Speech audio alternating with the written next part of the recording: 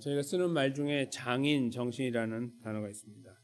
무언가를 만들 때 굉장히 심혈을 기울여서 이제 만들고 그 작품에 자기의 일종의 이런 말도 쓰죠. 혼을 담는다 또는 염원을 담는다 이렇게 표현합니다. 여기 나와 있는 분은 실제로 이제 지금 있는 경기도 여주군에 계시는 이제 소위 장인이라고 하는 도의 명정이라고 부르는 박광청 씨인데 이분이 지금 이제 오른쪽에 보면은 이제 도자기를 만들어서 꺼내는 장면이에요. 근데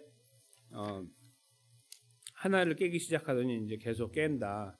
이제 그걸 이제 한 기사에 이렇게 담아내고 있는 거예요. 왼쪽에 있는 게 이제 깨는 거예요. 가차없이 깨버리는 거죠. 저희가 이런 거 TV를 통해서 많이 실제로 보신 분도 계시겠지만 많이 봤습니다. 근데 이 장인들, 도의 명장들은 왜 이걸 깨냐면 이게 너무 아까운데, 너무너무 아까운데, 이거 다른 사람한테 주면 이거 굉장히 값어치 있는 건데, 깨는 이유는 그것이 자기의 모습이라는 거예요. 이게 나라는 거죠. 그러니까 나 자신에게 있는 조그마한 티가 보일 때에 이 만든 사람의 입장에서 이거를 가만둘 수가 없는 거예요. 이게 가치가 있고 누군가에게 전달하면은 잘 팔릴 수가 있겠지만 그걸 사서 간 분이 거기 나와 있는 작은 흠을 나중에 본다면 그건 자기 자신에게 해가 된다, 불이익이 된다 이렇게 생각하는 거예요. 돈의 문제가 아니라 자기 자신이 달려 있다는 거죠. 그래서 그냥 깨버린다는 거예요. 그리고 계속 깼다는 거죠. 이렇게 나올 때 다 깬 게 아니라 이제 계속 끊임없이 안 되는 건 다 깨버리는 거죠. 그래서 이 사람에게는 도자기가 친구와 같고 자식과 같다고 그래요. 결국은 자기를 복제해내는 거예요. 이렇게 자기 자신을. 그러니까 얼마나 정성을 들이겠고 작은 흠에 참지 못할까요? 저희도 마찬가지로 저 자리에 있으면 그렇게 될 것 같아요. 그런 생각을 갖게 됩니다. 근데 저것이 저희들에게 굉장히 중요한 것을 보여주는데 우리는 무언가 이렇게 만들어낼 때요. 이제 저런 작품이 아니라 할지라도 뭔가 이렇게 우리의 존재와 연관돼요. 예를 들어 음식을 만들어도 그렇죠. 이렇게 뭐 라면 하나 끓여도 이것을 누군가에게 주거나 같이 먹을 때는 이 준비한 사람이 나라는 것 때문에 만약에 망치면은 우리가 미안하다고 말하거나 이렇게 하잖아요. 다 그게 거기에 우리를 담아내고 있기 때문에 그런 거예요. 이게 아주 저 도자기하고 비교가 되지 않을 수 있겠지만 뭔가 작은 일을 하더라도 담아내요. 근데 이것은 이렇게 뭔가 만드는 것뿐만 아니라 사실은 우리 자신들이 무언가를 염원한다면 그것이 보여지는 것이 아니라 할지라도 거기에 우리가 담겨 있는 경우가 생겨요. 바로 이제 우상의 문제입니다. 오늘 저희가 읽은 이 본문은 원래 1절부터 12절까지도 읽어야 되는데 그 부분을 생략했는데요. 간단하게 말씀드리면 여호와 하나님께서 이스라엘 백성들을 애굽에서 구원하시는 과정, 이것이 이제 기록되어 있어요. 그래서 하나님은 세상의 주인이고 그 다음에 이스라엘 백성들에게는 구원자이고 그리고 그들의 하나님이 되신다. 이것이 앞에 쭉 나와 있습니다. 하나님은 하나님 스스로가 그 존재를 증명해 오셨다 이렇게 표현하고 있어요. 그런데 이제 이 시편 기자가 그 다음을 이어가면서 비교하는 것이 있습니다. 그게 바로 이제 우상인데요. 우상을 잠깐 저희가 들여다보면요. 먼저 13절, 14절 아직 이제 끝나지 않은 이야기가 좀 이어지는데요. 그 이제 앞의 내용을 요약한다고 보시면 돼요. 잠깐 보시면 여호와여 주의 이름이 영원하시니이다. 여호와여 주를 기념함이 대대에 이르리이다. 그래서 대대에 이른다, 영원하다는 같은 말이고 이 영원하다는 뜻이고 하나님 아버지의 이름이 여호와 하나님의 이름이 계속 기억되어지고 이어질 것입니다. 왜냐하면 홍해에서 그들을 구하셨는 이 기적을 이루셨기 때문입니다. 이렇게 이해가 되는 것이죠. 이어지는 것입니다. 그 다음에요. 14절은 번역에 큰 문제가 있는 절수예요. 반드시 바뀌어져야 되는 건데요. 여호와께서 자기 백성을 판단하시며 또 그의 종들로 말미암아 위로를 받으신다 이렇게 표현되어 있어 하나님이 이스라엘 백성들로 하여금 위로를 받는 분으로 묘사가 되잖아요. 그리고 그들을 이렇게 판단해가지고 야 잘해라 이렇게 말씀하시는 것처럼 보여지는데 원래 말은 그렇게 되어 있지 않아요. 이게 반드시 바뀌어야 되는 건데 오해하기 쉽기 때문에 여호와 하나님께서 자기 백성을 변호하신다고 써야 돼요. 그러니까 판단하는 존재가 아니고 감싸주는 존재, 그런 의미예요. 완전히 다른 의미입니다. 감싸주는 변호하는 존재이고 또 그 다음에 종들로 말미암아 위로를 받는 게 아니고 그 종들을 불쌍히 여긴다. 원래 그 말이에요.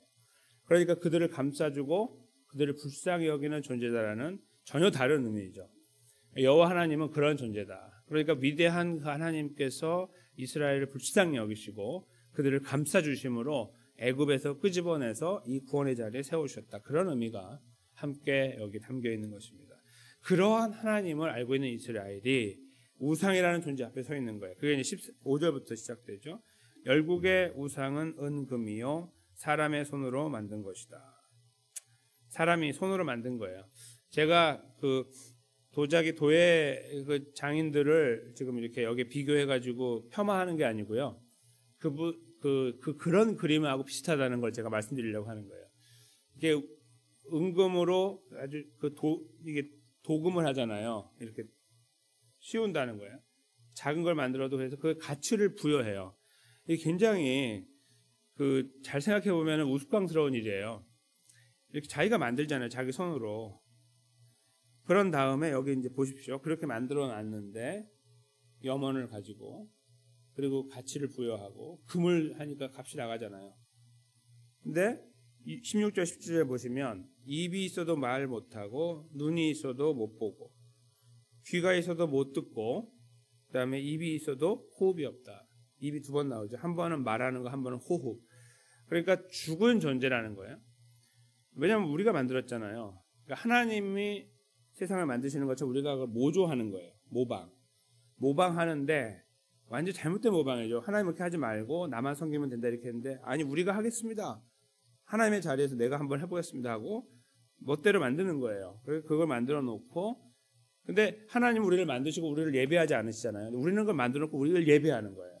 굉장히 얽히고 설키고 이게 뒤바뀌어 버렸어요. 그렇죠? 뒤죽박죽 섞여버린 완전히 잘못된 그런 그림을 그리고 있는 거예요. 그러니까 세상에 돌아가는 그림을 보면 일단은 이스라엘 백성들은 약간 옆으로 치워놓고 일반적으로 세상이 돌아가는 걸 보면 타락한 세상은 사람들이 염원하는 것을 담아서 그걸 만들어낸다. 그 우상을 만든 사람들이 거기에 무엇을 심냐면요. 풍년을 이루게 해주십시오. 이런 거예요. 자녀를 많이 낳게 해주십시오. 행복하게 건강하게 오래 살게 해주십시오. 이런 것들이 있어요. 나라로 보면 부국 강병하게 해주십시오. 이런 것들밖에 없어요. 그거가 일반적으로 다 생각하는 거잖아요. 그 염원을 여기 담는 거예요. 이 작은 아니면 큰 조각품에다가 거기다가 금을 막 부어가지고 이 자체로 가치를 부여해요. 아무것도 아닌데 그거를 그렇지 않게 하고 싶으니까 자기 염원을 담는 거예요. 그리고 비나이다 하는 거죠. 그래서 그걸 통해서 자기 안에 있던 것들을 거기다 담아놓고 그거를 이렇게 숭상하는 거예요. 그러니까 굉장히 잘못되어 있는 거죠. 자기가 창조주거든요. 일종의 자기가 얘를 만들었잖아요. 근데 그 앞에 가서 무릎 꿇고 있는 거죠. 그러니까 하나님이 하시지 않은 완전히 반대되는 것은 모방을 했는데 어설프게 잘못된 모방을 갖고 있는 거예요. 그러니까 우상에 대해서 하나님께서 말씀하시는 것은 그가 하나님과 이렇게 견주어 가지고 조금 모자란 존재가 아니고요. 우상은 아무것도 아니라는 거예요. 아무것도. 그래서 그 아무것도 아님을 마지막 절에서 그것을 만드는 자나 의지하는 자가 똑같다. 이렇게 말씀하고 계시는 거예요. 그러니까 그걸 만드는 자나 의지하는 자나 그 만드는 것도 자기가 만들었는데 그리고 그거를 또 가서 의지하는 둘 다 똑같다는 거야. 생명 아닌 것을 죽음을 붙잡고 생명을 강구하는 것처럼 보이는 거죠.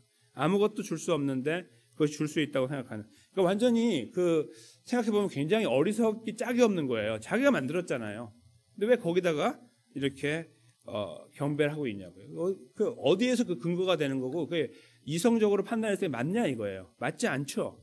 내가 만들었는데 나보다 약한 거 아닙니까? 움직이지도 못하고 말도 못하고 근데 그거에 붙잡고 사는 거예요. 근데 이것은 이 당시에는 만든 우상의 문제일 수 있지만 제가 아까 서두에 잠깐 말씀드린 것처럼 꼭 만드는 문제만 아닙니다. 우리 마음으로도 충분히 가능하다고 말씀드린 겁니다.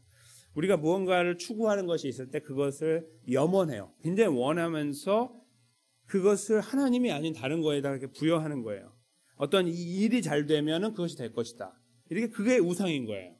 그렇죠? 만들어 놓은 게 아닌데 내 안에서 이걸 하면 다음이 될 거다. 이런 어떤 절차를 만드는 거예요. 자기 혼자. 그 자체가 우상이죠. 다 똑같다는 거예요. 그래서 그것은 잘못된 거다. 어리석은 것이다라고 이 시편이 선포하고 있는 거예요. 근데 하나님은 어떠했냐 하면 스스로 등장하셔서 역사에서 이스라엘을 불쌍히 여기시고 품어주시더니 감싸주시더니 그들을 결국 구원해 내셨다. 역사 속의 사실이다. 누가 진짜냐 이거죠. 누가 사람이 만든 게 진짜냐 스스로 계신 것이 진짜냐 이것을 극명하게 이렇게 비교하면서 우리를 하여금 어디를 붙잡고 살아가야 될지를 알려주고 계십니다. 저희가 감사한 것은요 이런 하나님을 알고 있다는 거예요. 왜냐하면 아무리 이렇게 세상에서 이렇게 여러 가지 지식이나 경험으로 많이 갖고 있는 분들도 하나님에 대한 신뢰, 그 믿음을 갖고 계시 못하는 분들이 엄청나게 많잖아요. 근데 저희는 물론 이제 그런 분도 여기 계시겠지만 저 같은 경우를 보면 그렇지 못한데 하나님께서 믿음을 주셨어요. 믿음을 주시니까 이게 다 알게 되고 믿어지게 되고 받아들이게 되는 거예요. 하나님이 이렇게 하셨다는 것을 들을 때 감동이 몰려오고 우상의 이야기를 들으면 정말 이것은 가면 안 되는 길이라는 확신을 갖게 되는 거죠. 이게 어떻게 오는 거죠? 하나님의 은혜입니다. 마치 저 애굽에 잡혀있던 거기서 종살이하던 이스라엘 백성들이 아무것도 소망이 없고 하나님이 거기에서 그들을 구원해 봐야 아무것도 건질 것도 없는 그러한 존재들. 근데 하나님이 오늘 말씀처럼 불쌍히 여기시고 그들을 변호하시더니 끄집어내셨다. 마찬가지로 우리를 그 동일한 은혜로 붙잡아 주셔서 여기 있는 것이다. 이렇게 생각하면 너무나 감격이 되고 감사가 된다는 거예요. 여기 기도에 하러 왔다는 자체만으로도 너무나 감사가 되고 뜨거운 은혜가 끼쳐지게 됩니다. 오늘 저희가 기도하면서 그러므로 하여 우리 안에 참 감사가 있었으면 좋겠는데 그 감사함으로 기도하는 것의 중요성이 빌립보서에 나오죠. 한번 저희가 잠깐 들여다보겠습니다. 한 목소리로 읽겠습니다. 아무것도 염려하지 말고 오직 모든 일에 기도와 간구로 너희 구할 것을 감사함으로 하나님께 아뢰라. 그리하면 모든 지각에 뛰어난 하나님의 평강이 그리스도 예수 안에서 너희 마음과 생각을 지키시리라. 아멘. 여기에 두 번째 줄 끝에 있는 감사함으로. 그냥 하나님 감사합니다 하면 하나님이 들어주시고 안 들어주시고 그런 문제가 아니고요. 너무 감사한 거예요. 그냥 그런 모든 관계가 없이 이거 기도가 응답되거나 안 되고 관계없이 이 자리에 있음에 대한 감격, 그것이 우리 안에 있을 때에 하나님이 우리를 지켜나가시는 은혜를 경험하게 됩니다. 근데 저는 그것이 바로 하나님과 하나님께 살아있는 자라는 성경에 표현하고 맞닿아 있다고 생각해요. 왜냐하면 이것이 이제 구원의 자리에 있음을 의미하는 거기 때문에 요거까지 저희가 읽고 말씀을 마치겠습니다. 로마서 6장인데요. 10절에서 11절 말씀입니다.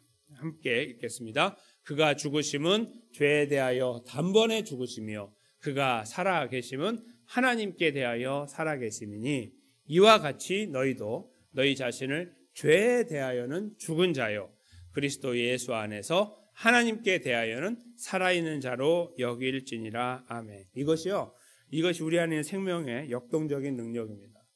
하나님께 대하여 우리가 하나님 앞에 이렇게 살아있는 존재라고 우리 스스로 만들어낼 수는 없잖아요. 너무나 연약하기 때문에. 그런데 우리 하나님께서 저희를 인정하실 때 하나님께 대하여 산 자라고 여기. 이건 구원받았다는 뜻입니다. 하나님께 살아있는 하나님을 향하여 살아 움직이는 존재, 죄에 대해서는 죽어있는 존재. 죄를 떠나 하나님께로 온 하나님 백성의 모습을 그려주고 있는 거예요. 하나님께 대하여 살아있는 자. 이것이 오늘 이 시편에서 하나님을 택할 거냐 우상이냐라고 하는 이야기를 하면서 어떤 것이 가장 머리로 정말 이성적으로 볼 때도 어떤 것이 맞겠느냐라고 항변하면서 우리 살아계신 하나님께 달려가야 되고 의지해야 되는 것이라고 표현하고 있는 거예요. 근데 저희들 능력이 아니라 하나님의 은혜로 그 하나님을 향해 살아있는 존재가 되었어요. 이것을 감사할 때, 이 감격이 움직일 때 우리는 빌립보서 말씀처럼 감사함으로 모든 것을 아뢰 수가 있습니다. 그 하나님의 능력 앞에 이 위대하신 하나님을 아버지로 모시고 있다는 거에 감격하고 우리 삶에서 만나는 수많은 문제들을 하나님께 아뢰 수 있다는 이 특권을 가지고 오늘도 내 기도의 제목들을 가지고 가리라. 아무것도 거스림 없이 두려움 없이 이 흔들리지 않고 또 갈등하지 않고 모든 것을 마음속 저 밑에 있는 것까지 다 끄집어내서 우리 아버지 하나님 앞에 다 아뢰고 가야지 하는 감사와 뜨거운 마음들이 우리 안에 일어나서 오늘 기도 시간이 하나님께 온전하게 드려지게 되시기를. 그래서 하나님의 위로와 격려가 충만함을 경험하고 또 역사를 경험하여 나가시는 자리에 세워지게 되시기를 예수님의 이름으로 간절히 축원합니다.